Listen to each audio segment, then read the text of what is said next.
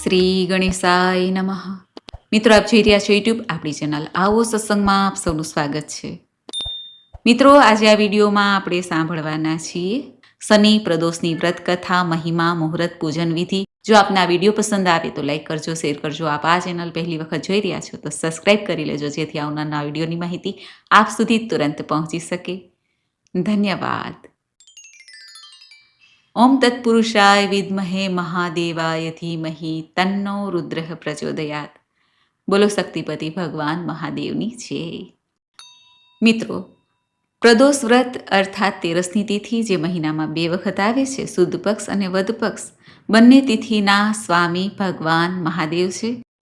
જે ભક્તો મહાદેવને પ્રિય એવું આ ત્રયોદશીનું વ્રત કરે છે તેની સર્વે મનોકામના પૂર્ણ થાય છે. સુખ, સંપત્તિ, આરોગ્ય, સૌભાગ્ય, સંતાન, સુખની પ્રાપ્તિ થાય છે એવો મહિમા છે. શનિવાર છે એટલે શનિ પ્રદોષ કહેવાશે. આજે ભગવાન શનિદેવની પૂજા ઉપાસના થાય છે, જે ન્યાય અને દંડના દેવતા છે. શનિ કથા સંભળાય છે. શ્રી હનુમાનજીને પ્રિય એવો શનિવાર પણ છે. શ્રી હનુમાનજીની પૂજા ઉપાસના પણ થશે, જેથી નકારાત્મક પ્રભાવ દૂર થાય અને શુભ પ્રભાવ આપણા ઘરમાં રહે, માતા મહાલક્ષ્મીનું આગમન રહે અને જીવનભર કષ્ટ સંકટમાંથી, દરિદ્રતામાંથી મુક્તિ મળે. પ્રભુની કૃપાથી ધન વૈભવની પ્રાપ્તિ થાય એવું મહાદેવને પ્રિય એવું આ ત્રયોદશી કે પ્રદોષનું વ્રત છે. કારણ કે શનિદેવ જે શનિવારના સ્વામી છે તે ભગવાન મહાદેવના શિષ્ય છે અને મહાદેવ ગુરુ છે. માટે જ્ઞાનની પ્રાપ્તિ જેમને કરવી છે, સંતાન સુખની પ્રાપ્તિ કરવી છે, તેઓ પણ શનિ પ્રદોષનું વ્રત કરે. શનિ સંબંધિત દોષને દૂર કરવા માટે 7.5 ઢૈયા છે, તેમાંથી રાહત પ્રાપ્ત કરવા માટે પણ આ શનિ પ્રદોષનું વ્રત થાય છે. પ્રદોષના વ્રતનું વર્ણન સ્કંદ પુરાણમાં અને શિવ મહાપુરાણમાં પણ ઉલ્લેખ મળે છે. મહામાસના વદ પક્ષની ત્રયોદશી એટલે પ્રદોષનું વ્રત છે તારીખ 14 ફેબ્રુઆરી 2026 શનિવારે, માટે શનિ પ્રદોષ વ્રત કહેવાશે. આજના દિવસે ભગવાન મહાદેવની પૂજાની સાથે શનિ ઉપાસના પણ થશે. કુંડળીમાં રહેલા સર્વે ગ્રહ દોષ બાધા નડતર દૂર થાય છે. મહાદેવની કૃપાથી ભક્તોની તમામ મનોકામના પૂર્ણ થાય છે. ધર્મ, અર્થ, કામ અને મોક્ષની પ્રાપ્તિ થાય છે. પ્રદોષ અર્થાત સૂર્યાસ્ત સમયની આસપાસનો જે સમય છે, 1 કલાક 1.5 કલાકની આસપાસનો, ત્યારે મહાદેવની પૂજા ઉપાસના કરવાથી આ વ્રત વિશેષ ફળ આપનાર થઈ જાય છે. તે પૂજાનો સમય છે સાંજે 6 વાગ્યાથી લઈને 8:30 વાગ્યા સુધીમાં. આ સમય દરમિયાન મહાદેવના શિવલિંગની દૂધ, દહીં, ઘી, મધ આદિથી અભિષેક કરીને મહાદેવને બિલ્વપત્ર, ભાંગ, ધતુરો, સમીપત્ર, ભસ્મ, પુષ્પ, મિશ્રી, મિષ્ટાન આદિ સમર્પિત કરવા અને મહાદેવનો મંત્ર જાપ કરાય છે. જે ભક્તો આ પ્રદોષનું વ્રત કરવા માંગે છે તેઓ સવારે વહેલા ઉઠીને સ્નાન આદિથી પરવારીને શુદ્ધ વસ્ત્ર ધારણ કરે, સવારે જ વ્રતનો સંકલ્પ કરે. આ વ્રતમાં ઉપવાસ કરી શકાય છે, ફલાહાર લઈ શકાય છે, નિરાહાર રહી શકાય છે, ભોજન પણ લઈ શકાય છે. જે શ્રદ્ધા હોય એ પ્રમાણે વ્રત કરવું. વ્રતમાં કોઈ બાધ નથી. ભગવાન મહાદેવની ઉપાસના કરાય છે. શિવાલયમાં જઈને પણ પૂજા કરી શકાય છે અને ઘરમાં જો નાનકડું શિવલિંગ રાખેલું હોય તો તેની પણ પૂજા ઉપાસના થાય છે. સંધ્યાકાળે ફરી સ્નાન કરીને શુદ્ધ વસ્ત્ર ધારણ કરીને શિવલિંગની પૂજા થાય છે.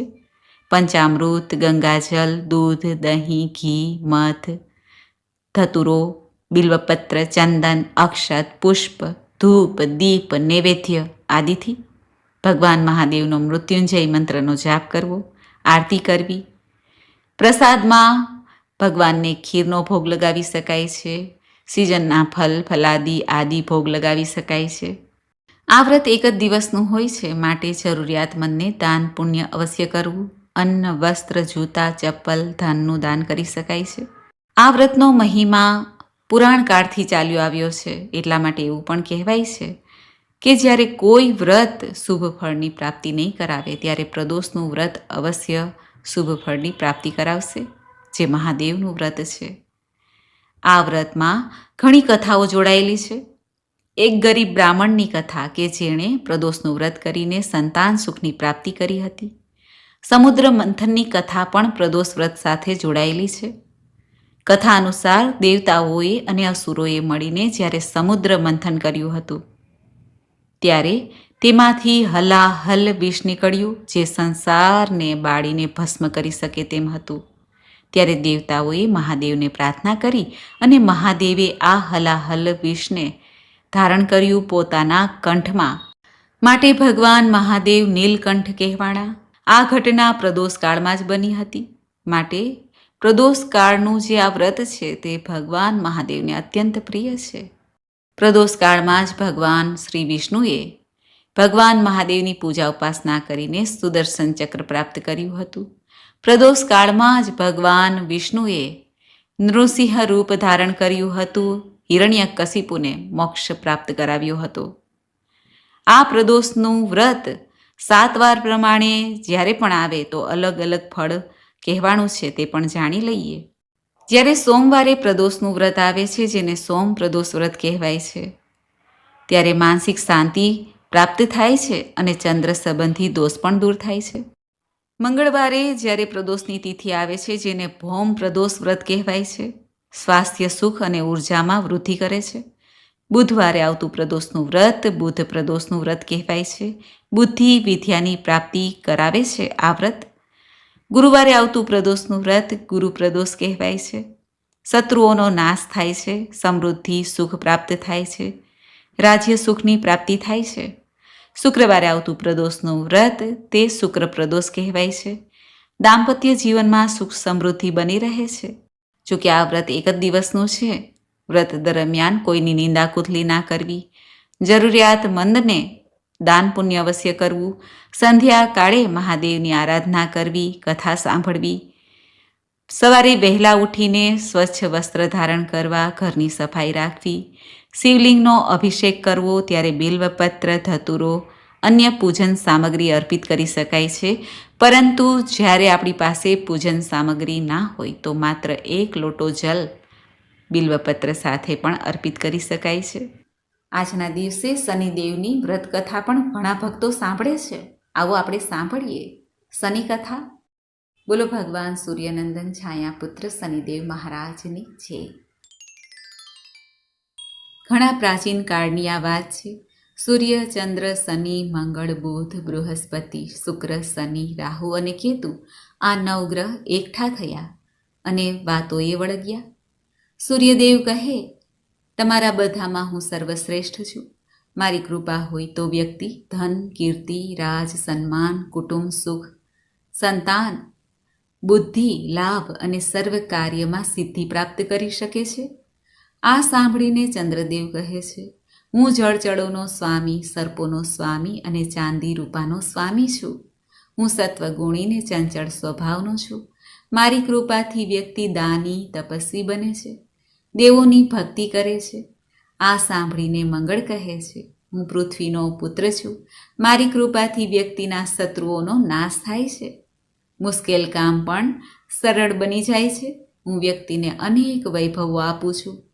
આ ત્રણેયની વાતો સાંભળીને બુદ્ધ કહે છે, તમે જાણો છો કે મને રાજકુમાર તરીકે પદ પ્રાપ્ત થયેલું છે. ત્યાં તો બૃહસ્પતિ પણ કહે છે, અરે હું તો બધા દેવતાઓનો ગુરુ છું. પછી તો બીજાની તો વિસાત શું. પછી તો શુક્ર, શનિ, રાહુ અને કેતુએ પણ પોતપોતાની વિશિષ્ટતાઓ બતાવવાનો પ્રયાસ કર્યો. આમ 9 ગ્રહોમાં કોણ મોટો તેની ચડસા ચડસી થવા લાગી. અંદરો અંદર વાદ વિવાદ ઘણો ચાલ્યો. છેવટે સૂર્યએ બધાને શાંત પાડ્યા અને કહ્યું, આપણે અંદરો અંદર ઝઘડીએ અને વાદ વિવાદ કરીએ તેનો કોઈ અર્થ નથી. આપણે બધા ઇન્દ્ર રાજા પાસે જઈએ અને ન્યાય કરાવીએ. આપણા બધામાં શ્રેષ્ઠ કોણ છે? બધા ગ્રહો સૂર્યની આ વાત સાંભળીને સંમત થયા. પછી બધા ગ્રહો ઇન્દ્ર રાજાના દરબારમાં સ્વર્ગમાં ગયા. બધા ગ્રહોને એક સાથે આવેલા જોઈને રાજા ઇન્દ્રને આશ્ચર્ય થયું. તેમણે બધા ગ્રહોને આસન આપી અને બેસવા કહ્યું. અહીં આવવાનું પ્રયોજન શું છે તે પૂછ્યું. ત્યારે સૂર્યદેવ કહે છે કે હે રાજા ઇન્દ્ર, અમારા 9 ગ્રહોમાં કોણ મોટું તે બાબતમાં ઝઘડો પડ્યો છે. દરેક ગ્રહ પોતપોતાને બધાથી મોટો માને છે. અમે તમારી પાસે આ બાબતે ન્યાય માંગવા માટે આવ્યા છીએ. અમારામાંથી સૌથી મોટો કોણ એ તમે જણાવો. ઇન્દ્ર રાજા સૂર્યની વાત સાંભળીને વિચારમાં પડી ગયા. આમાં કોને મોટો કહેવો એ એક સમસ્યા હતી. તે જેને મોટો કહે એટલે બાકીના 8 ગ્રહો તેમના ઉપર નારાજ થાય. આમ વિચારીને ઇન્દ્રદેવ બોલ્યા, મારામાં એટલું સામર્થ્ય નથી કે હું નિર્ણય કરી શકું કે કોણ મોટો ગ્રહ છે, કોણ નાનો ગ્રહ છે. આનો ન્યાય મેળવવા તમે સર્વે ગ્રહો પૃથ્વીલોકમાં જાઓ. ત્યાં ઉજ્જૈની નગરીમાં વિક્રમ આદિત્ય નામે રાજા રાજ કરે છે. તે તમારો ન્યાય જરૂર કરશે. ઇન્દ્ર રાજાની વાત સાંભળીને 9 ગ્રહો સીધા વિમાનમાં બેસીને પૃથ્વીલોકમાં આવવા માટે નીકળી પડ્યા. તેઓ બધા વિમાનમાં બેસીને ઉજ્જૈની નગરીમાં વિક્રમ રાજાના સભાગૃહ સામે આવીને ઉતર્યા. તે સમયે રાજા વિક્રમ સભા ભરીને બેઠા હતા. તે સભામાં અનેક વિદ્વાનો, જ્ઞાની, મહાપુરુષો, મંત્રીઓ, વિપ્રવરો બેઠા હતા. ત્યાં એક અનુચરે આવીને ખબર આપ્યા કે મહારાજ, દેવલોકમાંથી વિમાનમાં બેસીને કોઈ દેવતાઓ આવ્યા છે. રાજા આ વાત સાંભળીને આશ્ચર્યમાં પડી ગયા. ત્યાં તો 9 ગ્રહો સભાગૃહમાં દાખલ થઈને વિક્રમ રાજા સમક્ષ ઉપસ્થિત થયા. વિક્રમ રાજા 9 ગ્રહોને ઓળખી ગયા અને ઊભા થઈને તેમને પ્રણામ કર્યા. આવકારતા બાજુમાં ખાલી પડેલ આસનોમાં બેસવા માટે વિનંતી કરી. 9 ગ્રહો આસનો પર બેઠા. પછી વિક્રમ રાજાએ તેઓને પૂછ્યું, હે નવગ્રહ દેવતાઓ, આજે મારા રાજ્યમાં પધરામણી કરી મને ઘણો આનંદ થયો. હવે આપ અહીં આવવાનું શું પ્રયોજન છે તે જણાવશો તો મારા ઉપર ઘણી કૃપા થશે. રાજાના વચન સાંભળીને ભગવાન સૂર્ય ઊભા થયા અને બોલ્યા, હે રાજન, અમારા 9 ગ્રહોમાં કોણ મોટું તે બાબતમાં વિવાદ થયો છે. તમે ન્યાય કરો. વિક્રમ રાજા ભગવાન સૂર્યની વાત સાંભળીને ચિંતામાં પડી ગયા. તેમને થયું કે આ 9માં કોને કહું કે તમે મોટા, કોને કહું કે તમે નાના. જેને હું નાનો કહીશ તે મારા ઉપર કોપાયમાન અને નારાજ થશે. આમ વિચારીને રાજાએ કહ્યું, હે નવગ્રહ દેવતાઓ, તમે તો દેવો છો અને હું તો પૃથ્વીલોકનો સામાન્ય મનુષ્ય છું. હું તમારો ન્યાય કેવી રીતે કરી શકું? આથી ભગવાન સૂર્ય બોલ્યા, હે વિક્રમ રાજા, અમે અમારો ન્યાય કરાવવા રાજા ઇન્દ્ર પાસે ગયા હતા. તેઓએ અમને તમારી પાસે ન્યાય માંગવા માટે મોકલ્યા છે. આથી તમે જ અમારો ન્યાય કરો. છેવટે વિક્રમ રાજાએ કંઈક વિચાર કરીને 9 ગ્રહોને કહ્યું, તમે આજથી 8મા દિવસે અહીં આવજો. તે વખતે હું તમારો ન્યાય કરીશ. પછી 9 ગ્રહો અહીં 8મા દિવસે પાછા મળીશું એમ નક્કી કરીને વિમાનમાં બેસીને તેઓ પોતપોતાને સ્થાને ચાલ્યા ગયા. રાજાએ પછી પોતાના મંત્રીઓ, વિદ્વાનો અને જ્યોતિષીઓની સાથે વાત કરી. નક્કી કર્યું કે સોના, ચાંદી, પિત્તળ, કાંસુ, તાંબા, જસત, અબરખ, લોઢા આદિ 9 આસનો બનાવવામાં આવે અને તે આસનો સભામાં ગોઠવવામાં આવે. વિક્રમ રાજાની સૂચના થતાં જ બધી વ્યવસ્થા થઈ ગઈ. 8મા દિવસે 9 ગ્રહો વિક્રમ રાજાના દરબારમાં આવ્યા. સૌથી પ્રથમ સૂર્યનારાયણ પધારે છે. તેમને ઉત્તમ એવા સોનાના આસન ઉપર બેસવા વિનંતી કરી. પછી ચાંદીના આસન ઉપર ચંદ્રદેવ, અને એ રીતે 9 ગ્રહો આવતા ગયા અને અલગ અલગ ધાતુના આસન ઉપર બેસવા માંડ્યા. સૌથી છેલ્લે શનિદેવ આવ્યા. તેમને લોઢાના આસન ઉપર બેસાડવામાં આવ્યા. બધા ગ્રહો આવી ગયા જાણી શનિદેવ બોલ્યા, હે રાજા વિક્રમ, તમારા કહેવા મુજબ અમે બધા અહીં આવી ગયા છીએ. હવે તમે અમારો ન્યાય કરો. અમારામાં સૌથી મોટું કોણ છે? આથી વિક્રમ રાજા ઊભા થઈને કહેવા લાગ્યા, હે ગ્રહ દેવતાઓ, જેમ તમે આવ્યા ક્રમમાં તેમ પાછા જાઓ. તમે તમારો ન્યાય જાતે જ કર્યો છે. તમે સૌથી છેલ્લા આવ્યા, તેથી હે શનિદેવ, તમે છેલ્લા ગ્રહ કહેવાશો. આ માટે મને માફ કરશો. આથી શનિદેવ ગુસ્સે થઈ બોલ્યા, હે રાજા વિક્રમ, આ ન્યાય બરાબર થયો નથી. તમે ફરીથી ન્યાય કરો. ત્યારે રાજા વિક્રમ કહે છે, એકવાર જે ન્યાય થયો તેનો ફરીથી ન્યાય ન થાય. આથી આ ન્યાયને માન્ય રાખો. આ સાંભળીને શનિદેવ કોપાયમાન થયા, નારાજ થયા અને વિક્રમ રાજાને કહેવા લાગ્યા, હે રાજા વિક્રમ, તમે મારા બળ પરાક્રમને જાણતા નથી. સૂર્ય એક રાશિ પર 1 મહિનો, ચંદ્ર 2.25 દિવસ, મંગળ 1.5 મહિનો, બૃહસ્પતિ 13 મહિના, બુધ અને શુક્ર 1 મહિનો, રાહુ અને કેતુ ઉલટા ચાલતા કેવળ 18 મહિના રાશિ પર અસર કરે છે, પરંતુ હું એટલે કે શનિદેવ એક રાશિ પર 2.5 વર્ષ 30 મહિના સુધી મારી અવકૃપા થતાં મોટા મોટા દેવતાઓને પણ દુઃખ ભોગવવું પડે છે.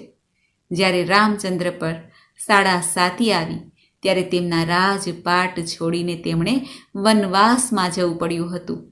રાવણ પર જ્યારે 7.5 આવી ત્યારે તેની સોનાની લંકા બળી ગઈ હતી. તેના કુળનો નાશ થયો હતો.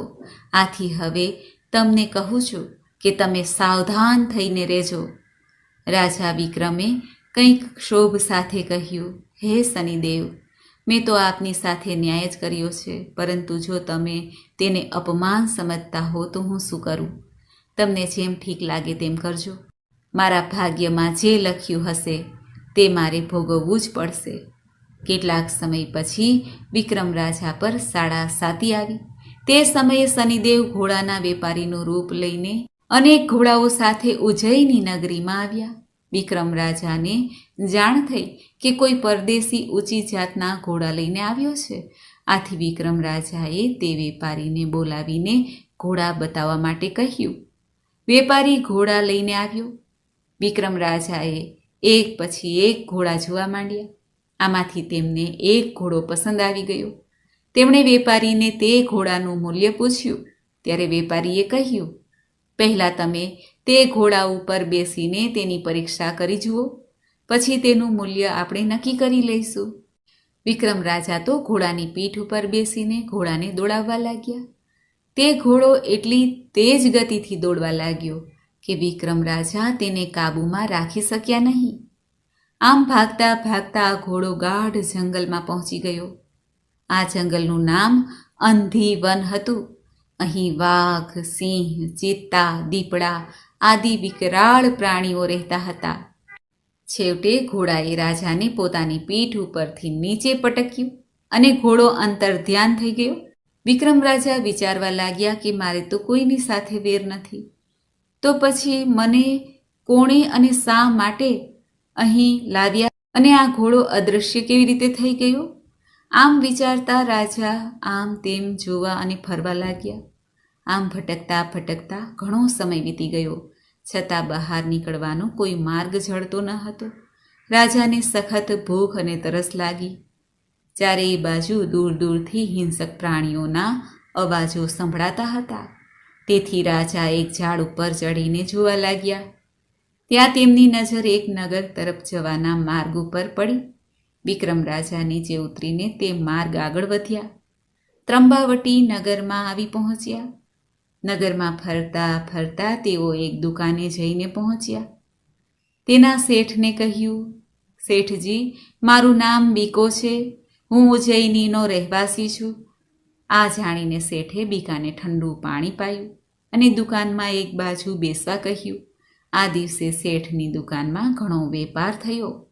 શેઠ સમજ્યા કે આ આવનાર માણસના ભાગ્યને કારણે જ મારી દુકાન ચાલી છે, તેથી તે ભાગ્યવાન હોવો જોઈએ. આમ માનીને સાંજ પડતા શેઠ બીકાને પોતાને ઘેરે લાવ્યા. શેઠે ઘેરે આવીને શેઠાણી અને પોતાની દીકરીને વાત કરી કે આવનાર ભાગ્યવાન છે. તે આજે દુકાનમાં બેઠો હતો તો દરરોજ કરતાં મારે ઘણો વકરો થયો અને ઘણો લાભ પણ મળ્યો, માટે હું તેને અહીં ભોજન માટે લાવ્યો છું. શેઠાણી અને તેમની દીકરીએ પણ કહ્યું, સારું કર્યું, તમે તેને જમવા માટે અહીં લાવ્યા. અમે જમવાનું પીરસીએ છીએ, ત્યાં સુધી તમે બંને હાથ મોં ધોઈને બેસો, પછી તમને જમવા માટે બોલાવીશું. દીકરીએ મહેમાનને પોતાના ઓરડામાં ઉતારો આપ્યો. બીકો હાથ પગ મોં ધોઈને ઓરડામાં બેઠો. ત્યાં તેણે એક કૌતુક જોયું. દિવાલની ખીટી ઉપર એક હીરાનો હાર લટકી રહ્યો હતો. તેને ભીત ઉપર ચિતરેલ એક હંસ ગળી રહ્યો હતો. બીકો આ જોઈને આશ્ચર્ય પામ્યો. જમવાનું કહેણાવતા બીકો જમવા ગયો. પછી શેઠની દીકરી પોતાના ઓરડામાં આવીને હીરાનો હાર જે ખીટીએ લટકાવ્યો હતો તેને લેવા માટે ગઈ. તો ત્યાં હાર દીઠો નહીં, તેણે નોકરાણીને બોલાવીને પૂછ્યું કે તે હાર જોયો છે? ત્યારે નોકરાણીએ પણ કહ્યું, મને ખબર નથી બેનબા. બીકો જમીને પાછો ઓરડામાં આવતા શેઠની દીકરીએ બીકાને પૂછ્યું, અહીં ખીટી ઉપર મેં હીરાનો હાર મૂક્યો હતો, તે તમે જોયો છે? ત્યારે બીકાએ વિચાર્યું કે ખીટીએ લટકાવેલો હીરાનો હાર દિવાલે ચિતરેલ હંસ ગળી ગયો છે, તેમ જો હું કહીશ તો આ લોકો માનશે નહીં. માટે બીકાએ જણાવ્યું કે તે હારની એને ખબર નથી. શેઠની દીકરીને બીકાને હાર આપી દેવા ઘણું સમજાવ્યું, છતાં હાર ન મળતા દીકરીએ શેઠને આ વાત કરી. શેઠે પણ બીકાને હીરાનો હાર લીધો હોય તો આપી દેવા વિનંતી કરી, કેમ કે તેના વગર બીજું કોઈ આ ઓરડામાં આવ્યું ન હતું. પણ બીકાએ જણાવ્યું કે મેં હાર લીધો નથી. છેવટે શેઠ બીકાના હાથ પગ બાંધીને રાજાના મહેલે લઈ ગયા અને બધી વાત કરી. રાજાએ પણ બીકાને શેઠની દીકરીનો હાર આપી દેવા માટે કહ્યું, પણ બીકા પાસે હોય તો આપે ને. છેવટે રાજાએ બીકાના હાથ પગ કપાવી નાખ્યા અને તેલીના ઘર પછવાડે નાખી દીધો. આમ એક દિવસ બીકો તેલીના ઘર પછવાડે પડી રહ્યો. બીજા દિવસે ગંગુ તેલીની નજર પોતાના ઘર પછવાડે ગઈ. ત્યાં તેને માલુમ પડ્યું કે કોઈના હાથ પગ કાપીને પોતાની ભીત પાછળ નાખી દેવામાં આવ્યું છે. તપાસ કરતાં તેને ખબર પડી કે નગરના રાજાએ ચોરીના ગુના બદલ તેને આ શિક્ષા આપી છે. ભૂખ્યા તરસ્યા બીકાની બેહાલ અપંગ દશા જોઈને ગાંગુ તેલીને તેની ઉપર દયા આવી. તેણે જઈને પોતાની પત્નીને વાત કરી, આપણી ભીત પછવાડે પડેલ માનવી હાથ પગ વગરનો છે. આપણે જો તેની થોડી સેવા કરીએ, સાજો થાય તો તેને આપણે કામે રાખી લઈએ તો તે આપણા કામમાં ઉપયોગી થશે. તે બેઠો બેઠો ઘાણી ફેરવ્યા કરશે. ત્યારે ગંગુ તેલીની પત્નીએ કહ્યું, તે રાજાનો ગુનેગાર છે. જો આપણે તેને આપણે ત્યાં રાખીશું તો રાજા નારાજ થશે અને આપણને પણ દંડ દેશે. તમે જઈને રાજાને પૂછી આવો. જો રાજા સંમતિ આપે તો આપણા ઘરમાં તેને રાખી લઈશું. ગંગુ તેલી રાજા પાસે પહોંચ્યા અને બધી વાત કરી. રાજાને થયું કે બીકાએ તો તેના ગુનાની સજા ભોગવી જ ચૂક્યો છે. હવે ગંગુ તેલી તેને પોતાને ઘેરે રાખે તો તેમાં રાજાને શું વાંધો હોય? ગાંગુ તેલી ઘેરે આવ્યા અને તેણે પોતાની પત્નીને બધી વાત કરી. પછી તેઓએ ભીત પછવાડે બીકાને પડેલો હતો ત્યાંથી ઉચકીને ઘરમાં લાવ્યા અને તેની સાળ સંભાળ લીધી. થોડા દિવસમાં બીકો સારો થયો. ગંગુ તેલીની ઘાણી ઉપર બેસવા લાગ્યો. આમને આમ દિવસો વીતવા લાગ્યા અને વર્ષા ઋતુ આવી. બીકો પોતાના કામકાજથી પરવાર્યા પછી ઉદાસીને હળવી કરવા માટે મલ્હાર રાગમાં પોતાનું ગાયન ગાતો. એક વખત બીકો જ્યારે મલ્હાર રાગ ગાઈ રહ્યો હતો ત્યાંથી રાજાની કુંવરી રાજકુમારી પસાર થયા. ત્યાં તેને મલ્હાર રાગ ગાતું કોઈ જણાયું. રાજકુમારી સંગીતના ઘણા શોખીન હતા. રાજાએ તેને માટે સારો સંગીતજ્ઞ રોકી સંગીતની સારી તાલીમ અપાવી હતી. આજે રાજકુમારી મલ્હાર રાગને મધુર તાલમય સાથે સાંભળીને મુગ્ધ બન્યા. ગાનાર પર મોહિત થયા.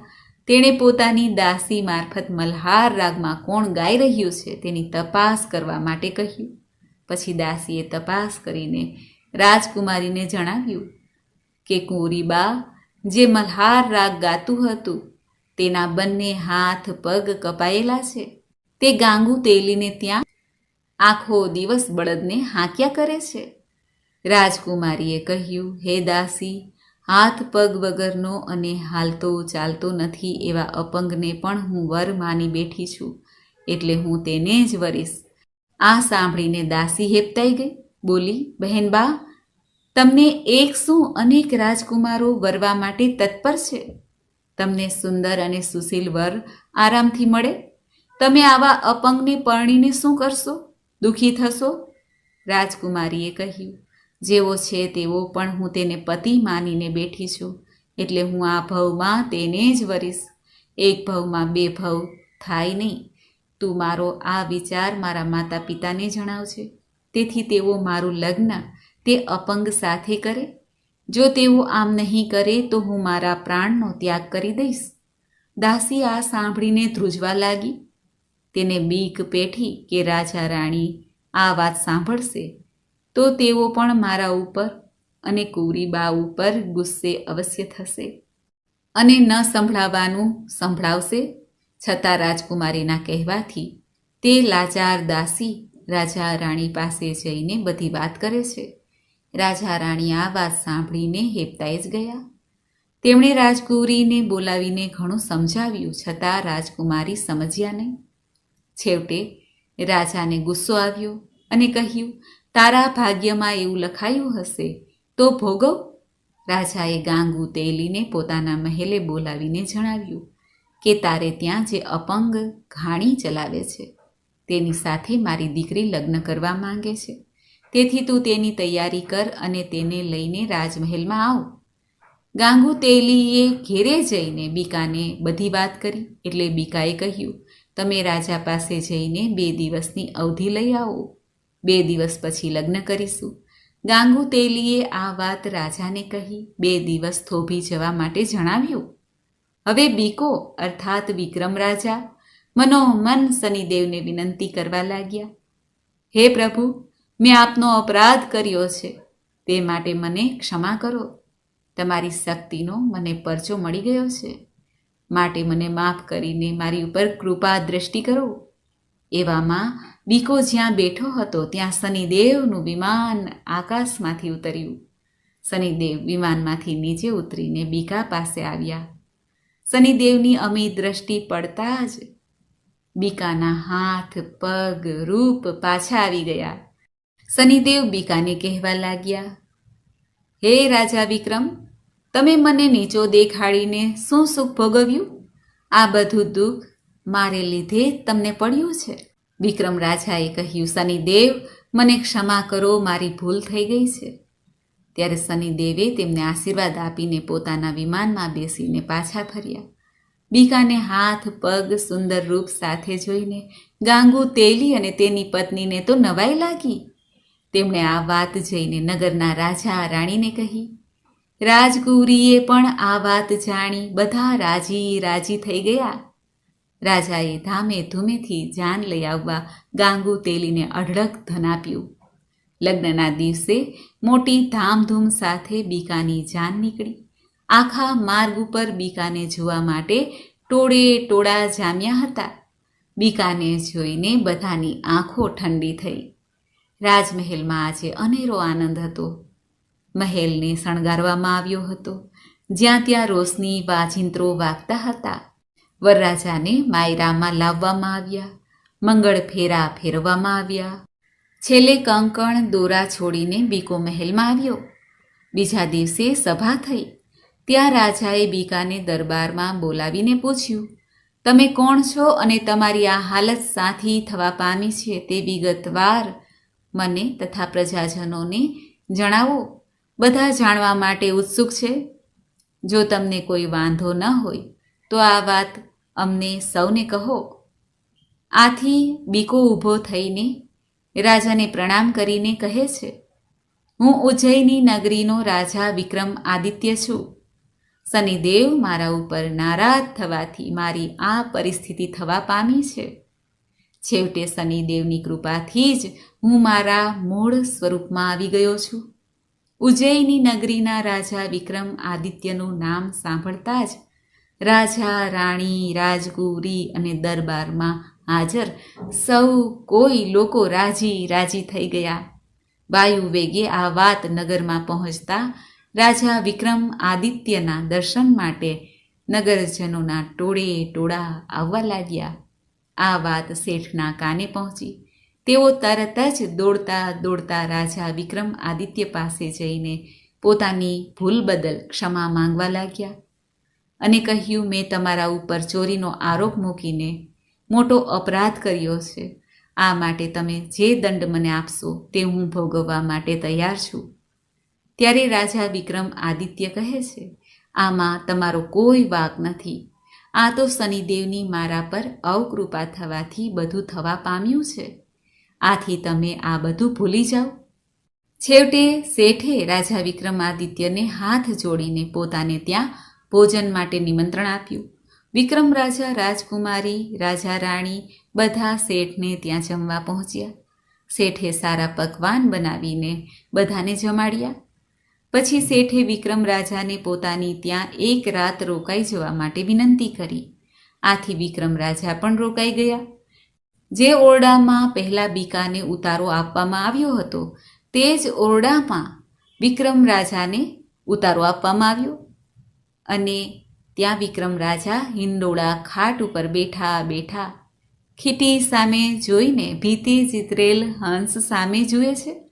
તેમના આશ્ચર્ય વચ્ચે ભીતે ચિતરેલ હંસ મોંમાંથી હીરાનો હાર કાઢીને ખીટીએ લટકાવવા પ્રયત્ન કરતો હતો. વિક્રમ રાજાએ તરત જ શેઠને બોલાવીને આ બતાવ્યું. શેઠ પણ આ જોઈને આશ્ચર્યચકિત થઈ ગયા. ત્યારે શેઠે વિક્રમ રાજાને પગે પડીને ક્ષમા માંગી અને જણાવ્યું, હે રાજન, તમે મારી દીકરીનું પાણી ગ્રહણ કરો તો હું માનું કે તમે મને માફ કરી દીધો છે. પછી વિક્રમ રાજા શેઠની દીકરી સાથે પણ પરણ્યા.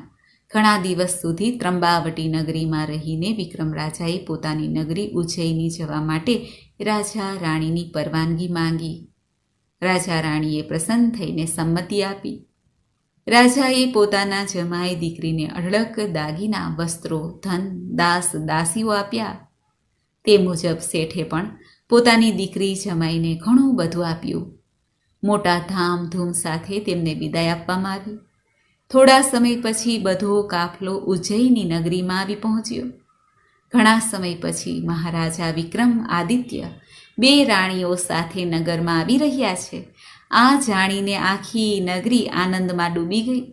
ધામે ધૂમેથી સામયું કરવામાં આવ્યું. રાજમહેલમાં રાજા રાણીને લાવવામાં આવ્યા. બીજા દિવસે રાજા વિક્રમાદિત્ય સભા ભરીને બેઠા હતા. ત્યાં શનિદેવ પધાર્યા. શનિદેવને જોઈને રાજા વિક્રમ ઊભા થયા એટલે આખી સભા પણ ઊભી થઈ. શનિદેવને માન આપવામાં આવ્યું. તેમને આસન ઉપર બેસાડવામાં આવ્યા. ત્યારે શનિદેવ બોલ્યા, હે રાજા વિક્રમાદિત્ય, તમે મને બધા વચ્ચે નાનો દેખાડ્યો, તેનું ફળ તમને મળી ગયું છે. મેં તમને ઘણું દુઃખ દીધું છે. હવે હું તમારા ઉપર પ્રસન્ન છું. આથી તમારે જે વરદાન માંગવું હોય તે વરદાન માંગો.